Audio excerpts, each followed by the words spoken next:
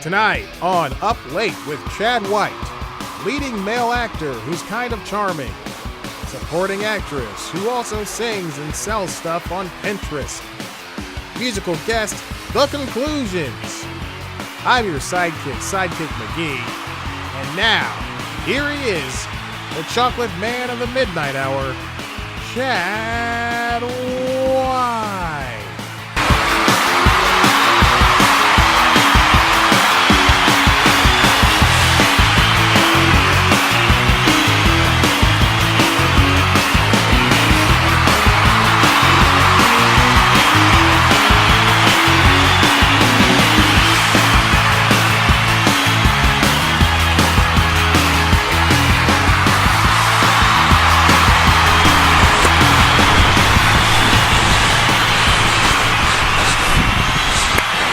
Thank you. You're far too kind. I think Jay-Z once said that. Folks, we have a packed show for you tonight. Great show, in fact. Did you hear about that U.S. Attorney Office prosecutors believe that Mr. Fat Northeastern governor knew about the whole car scandal the entire time?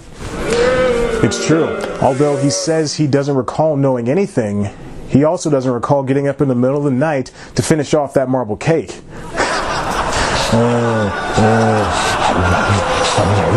It's so good.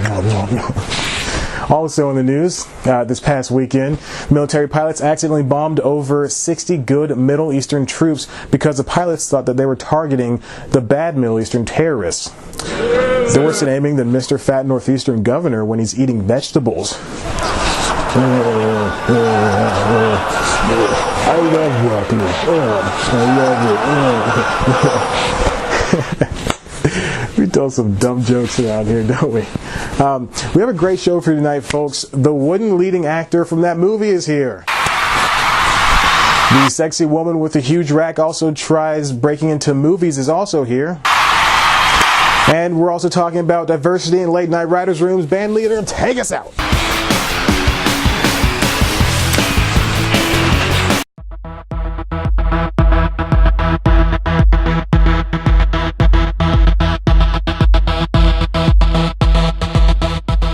Late night shows are some of today's easiest ways for a network to get online hits. From games to gimmicks, every host hits a specific need in the late night world.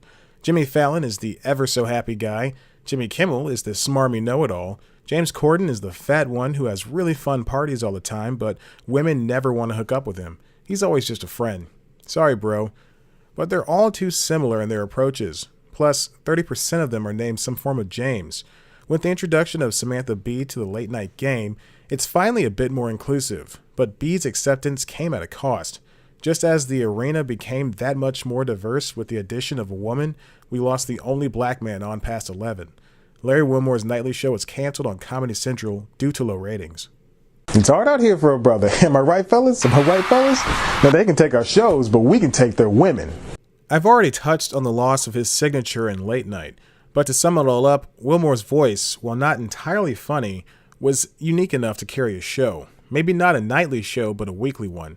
He discussed issues that other late-night hosts simply won't touch. The topic of blatant racism in the media, the state of black protesting, the quote-unquote unblackening of America's political climate, all of these and more were covered on a daily basis.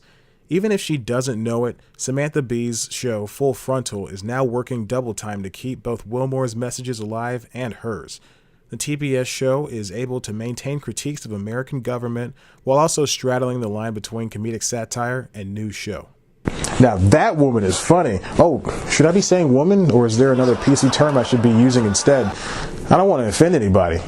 But the more compelling aspect of Bee's show is her production staff. Her writer's room, while not being the biggest, is certainly the most diverse in late night. There are only 8 of them that put together that weekly series, but they're some of the most hard-working and punchiest writers in the category. They each hail from a comedic background, like Melinda Taub, who wrote a successful young adult novel that's turning into a TV show, and Ashley Black, who is so funny that she made her way to be a part-time correspondent on the show. Bee was noted for actually pulling this staffing move on purpose. The writers were so diverse because she used a blind application process. As she told Rolling Stone, she, quote, literally filled her office with people that have been underestimated their entire careers. It's beautiful, kind of like how Miss Female Political Pundit used to look like. Hey now. But sadly, Full Frontal is the only show to have a writer's room with any sort of equal sex or people of color count. It sounds petty, but if you're not black or Asian or Hispanic or a woman or transgender or whatever else, then you probably won't get it. Now, I heard that Jeffrey Tambor wants to be a woman so much that he decided to dress up like one. Yeah, but it's only 30 minutes at a time and only 10 times out of the year. We tell some stupid jokes around here. Look at these numbers that I pulled. The highest rated and higher produced shows have more writers. With that comes a smaller gamut of colored and different sex writers. As you can see, Fallon's Tonight Show has 24 current writers. 4 of them are women, 1 is a Latina woman, and then there's 1 black writer. So in total, they have 2 people out of 24 to represent minorities. Stephen Colbert's Late Show is even worse, with its completely white 19 total writers and 2 women. Other shows don't fare any better. Nightly Show head writer Robin Thede, hitting 2 marks of diversity herself, wrote a piece for Lena Dunham's Lenny Letter that commented on the lack of diversity in late-night writers' rooms. Using data pulled from an article on Complex, she noted that out of the top 10 shows in the genre, there were only 8 women of color out of 155 total men and women. As you can see, late night is a tough game to host and write for. That is, if you're a woman or a person of color. And thank God, my last name is White. This video was sparked by Saturday Night Live's recent announcements of their hiring 7 new writers for their 42nd season. Diversity numbers for that new group include 3 women and 1 minority. If you assume last year's writers are returning and discount the cast members, the writing staff is made up of 2 people of color and 9 women out of a total of 38. But the long-running sketch series has always been more of a white man's game. Back in 2014, a comment from cast member Kenan Thompson regarding the lack of diversity on the show went through every news outlet. In response, the show quickly hired current cast member Sashir Zameda along with 2 black writers halfway through its 39th season in Leslie Jones and Lakendra Tooks, the latter of whom I'm 100% positive didn't work on the show past those few remaining months. SNL is whiter than a polo game in wine country, or any time the camera pans out to the Tonight Show audience. I posed this question along with my numbers on the Earwolf subreddit. For those unfamiliar, Reddit is a website congregate and subreddits are niche communities within the site. The Earwolf subreddit is comprised of fans of the popular titular podcasting company and any comedy news surrounding it. Many users welcomed the topic, but others found it not needed. For those who supported the conversation, they gave me explanations why white men were leading not just in late night, but comedy and the entertainment industry as a whole. One user called it confirmation bias, adding the sentiment, quote, white guys trust white guys hire white guys, even if it's subconscious. And they're right. Many of the writers for a show want to feel safe in the room. Their jobs are less at risk if they hire somebody that looks like them. Not that there's a threat when they hire a person of color or a woman, but in that their ideas wouldn't be marginalized. They hire people they went to college with, see The Simpsons writers' room, and hire people that look just like them, see Conan's or The Late Show's writers. It's too bad I didn't hang out with other writers from my college, but then again, there weren't many Hollywood hopefuls in Tennessee. Others noted that class was a huge part of it. It takes a certain kind of person, for instance, to carry on with improv. At some point, I commented to another user, it's more about, quote, do I eat and pay a car note or take a level 4 improv class? One response from someone who's been in the industry did give light to the entertainment world, at least for women. They said that fewer women actually get into writing, adding that their classes at NYU were majority female, but by graduation, women wanted to get more into production. They reiterated that that's their personal experience, though. Another user suggested that it starts at entry-level improv. The DC user wrote that finding new audiences, helping the next generation of comedians, and fighting in-comedy harassment can be a good way to start. The UCB Theater, known for its underground comedy roots, is notorious for not casting their companies with anyone who's not a white male. They were called out on it last year, and one of the founders, Matt Besser, came to the theater's defense.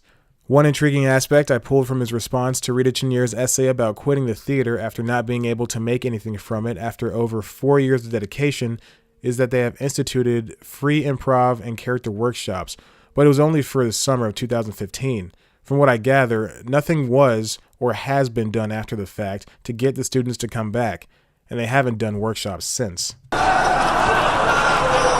But then there's the counterpoints. While the response to the topic was overwhelmingly positive, there were people who didn't agree even in the slightest. One user said that the writers weren't being racist and that it all comes down to the numbers.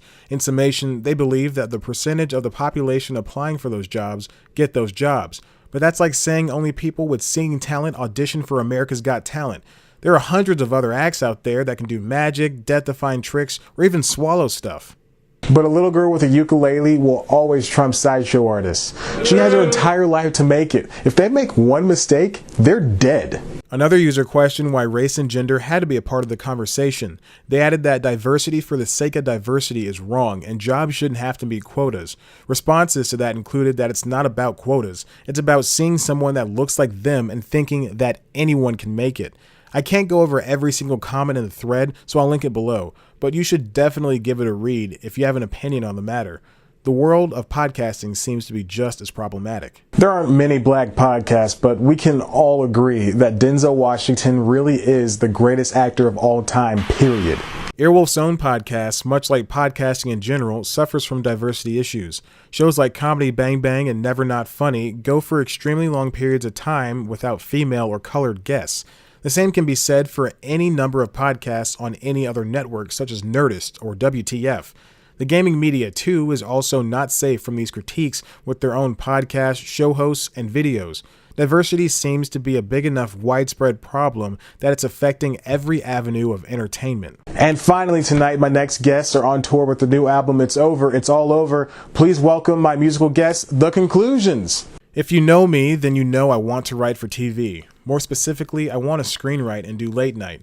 But I have a long way to go in terms of career and learning the business. If I do happen to get better at joke writing, that doesn't necessarily mean that I'll be hired. So where does that leave late night writers' rooms, improv, and podcasting diversity? Sadly enough, it's still in the same place as it was at the beginning of this video. There's not going to be some Hollywood-wide realization that results in a major overhaul of writers' rooms. I won't be able to apply to a writing position at TBS and get it immediately. I have to know somebody. More importantly, I have to know a white somebody. And even then, that person has to not be threatened by me or my hypothetical skills. Comedy is difficult to maintain a career in, but it's even harder to get into and begin making money.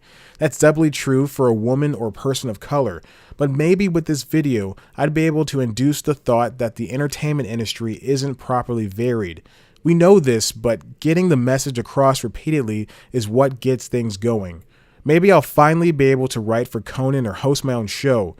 But until I feel accepted in a comedy world that wants me, I don't think it's going to happen. That's our show, folks. Sorry, Ben Affleck, we ran out of time. Thank you and good night.